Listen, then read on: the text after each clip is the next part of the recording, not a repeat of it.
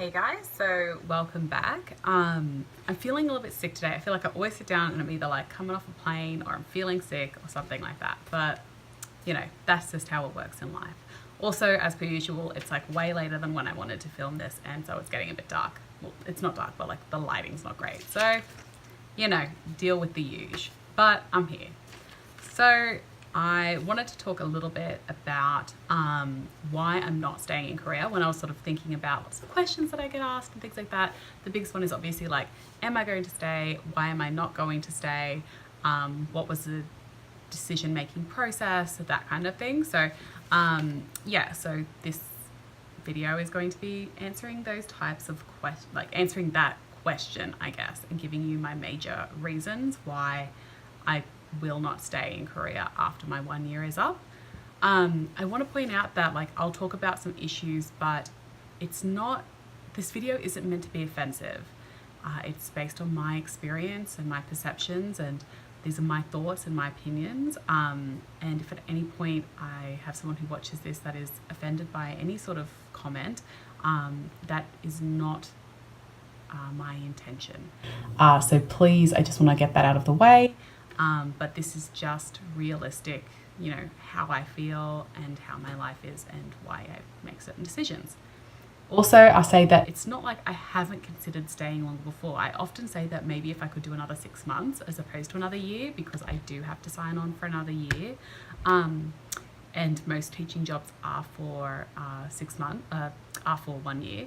At least the good ones. So I guess it's not easy for me to make the decision, but yeah, I don't really have the option of finding another type of job in Korea. And yeah, so teaching is it, and that's the way it works. So yeah, I can't commit to another year. So I narrowed it down to sort of 5 key reasons, I guess, why I won't stay in Korea after my 1 year is up. So the first one is about my career. So I am almost 29 international years old, because we have a different age in Korea. So next year I'll be 30, and I had a career before moving to Australia in human resources. I was HR business partner. I felt like I had, you know, a good career trajectory ahead of me, and worked for a good company and all those types of things. But obviously I was led to Korea just for other personal reasons about, you know, what I kind of want, and I'll touch on those a little bit. And teaching was a way for me to be able to move overseas. I really enjoy it. That's not to say, you know, I'm not passionate about what I'm doing and I don't enjoy being a teacher, but I am not a professional teacher, and I don't want to be a professional teacher. I would like to work in educational training in other ways, but I don't have a desire to be a primary school teacher or an elementary school teacher for the rest of my life. I have the desire that I will probably be one again in future for ESL purposes, because I do want to live overseas at different points in my life. So it's a method in which I can move not just in Asia, but in Europe and in South America. It provides a lot of opportunities for me to be able to do that. So for me, teaching ESL is not a lifetime career, it's not a lifetime job, and I am career motivated. So I can only also take about a year, I would say, away from what I'm doing back home at a time, before, you know, you become undesirable to employers. So I want to be able to go back to human resources. I want to be able to go back to that type of career. I'm motivated, and that is what I am passionate about. Realistically, when it comes to my job and my role and my drive and ambition and everything like that, that is what I want to be doing.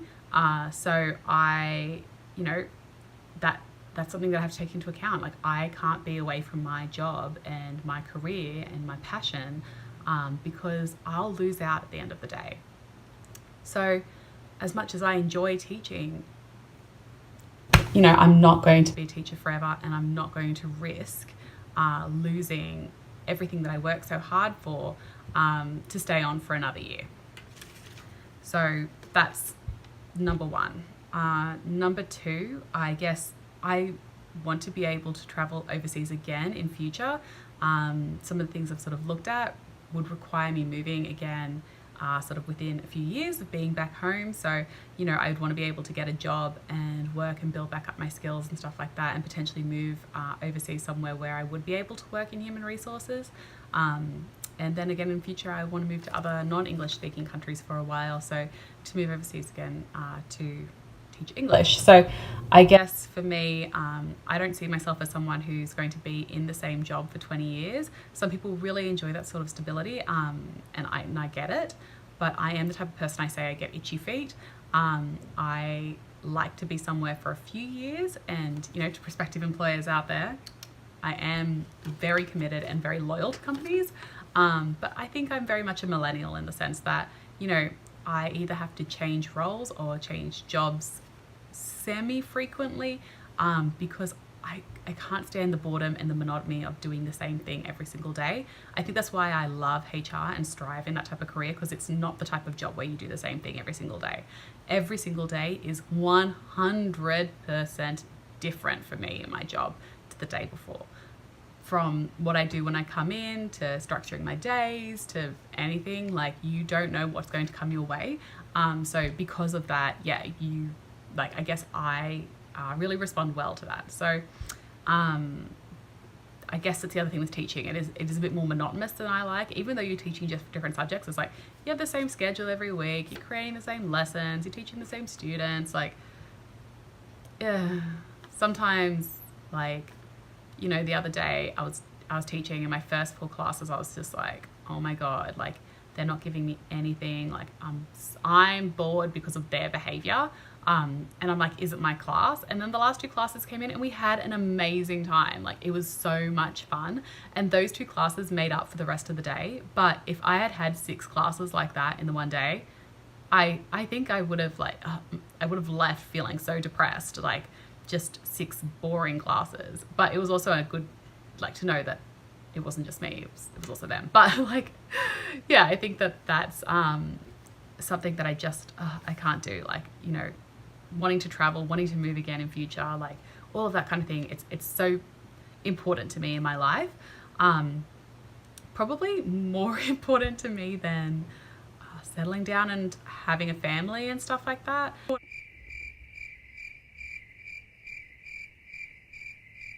That's a very controversial subject, I know. Sometimes I think I really want kids. A lot of times I think I don't want kids at all. I don't know if teaching's made me want kids more or less. I don't know. Maybe when I find the perfect someone, I will know. But for right now, I have no clue. So I'm not really planning my life around, oh, maybe I'll find a husband and get married. If it happens, it happens. And hopefully my life will continue with the passions that I have. But if not, then that's fine. I guess the other thing is, like, career is not my style.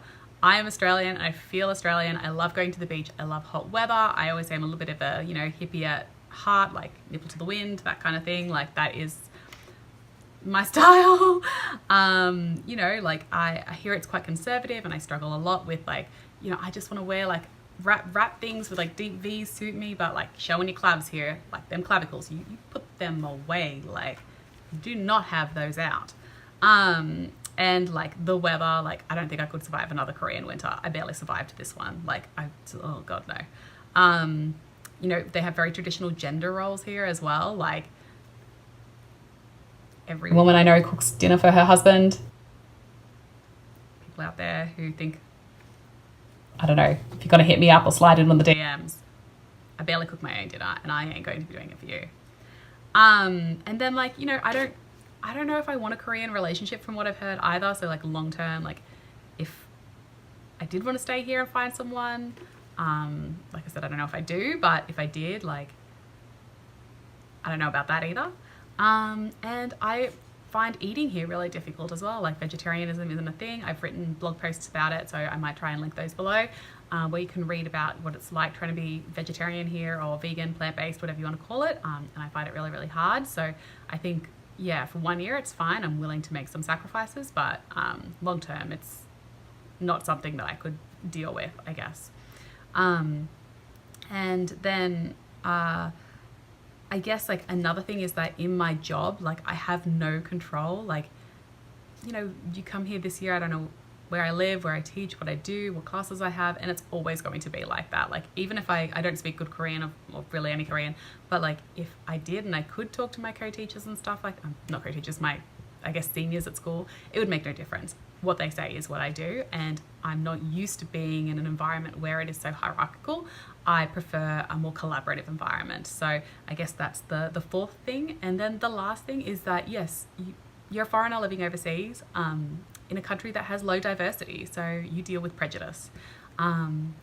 Most people, I have to say, are really nice to me and really seem to like me being here, but there is different types of prejudice that you face.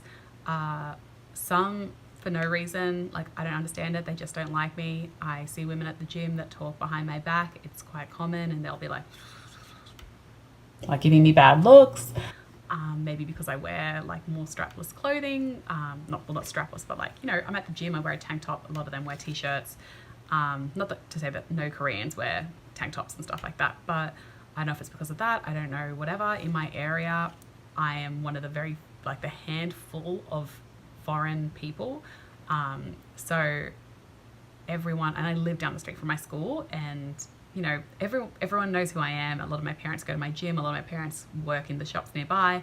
I see my kids on the street every day, that kind of thing. So I get judged. I'm on display, and I constantly feel like I don't know who I'm going to see, what they're going to think. Will they have a prejudice that's good? Will they have a prejudice that's bad? You know, and you deal with prejudice all the time, and I guess they come to Australia and deal with the same things. But I guess for me, like living in not expat-driven area, not that I would want that, but because I don't want that and I want to live with local people, that's something I have to deal with, and that's on me. Like, I came to live in another country, and that's fine, but do I want to deal with that sort of prejudice forever or for another year? No, I don't want to. I want to go back home where I don't have so much prejudice. And there's not heaps of it here. And I think I feel it more because in my area, like I said, people know who I am, and I feel the judgment sometimes. But I've experienced it from strangers as well. So that's just the way it is. And that happens everywhere. It happens in Australia to foreigners as well. I'm not going to make like an amends like, oh, this is something that happens only in Korea and it only happens to me. No, 100% that's not the way it is. But I experience it, I feel it, and yeah, it's not something that bothers me day to day, but overall, it's a determining factor. So yeah, I guess those are the 5 reasons why I wouldn't want to stay in Korea long term or for another year, or won't be extending my contract. In saying that, the people that I've known here and the experiences I've had have been amazing. My co-teachers are fantastic. The good outweighs the bad 100%. But I came here for 1 year, and I will just stay for 1 year. So I hope that this is informative. I hope that if you are someone that's sort of toying with like, are you coming, are you not, what to expect, those types of things, I hope this gives you a bit of insight. But like, these are only 5 things out of the millions of great experiences that you can have here and that I've loved having here. So, definitely, I don't think that these experiences should stop you from coming to teach, to have a holiday, whatever. I just think that, for me, these are the reasons why I won't stay. But I hope that you guys enjoyed my little rant and listening to this. Like I said, I'm trying to get into more of these sort of talking videos, and I hope that they're informative. And if you have anything you'd like to know about, or feedback or questions, please just send me some links on my social, again, down below. And yeah, I guess until next time, have a great day, and this is the Kimchi Adventures.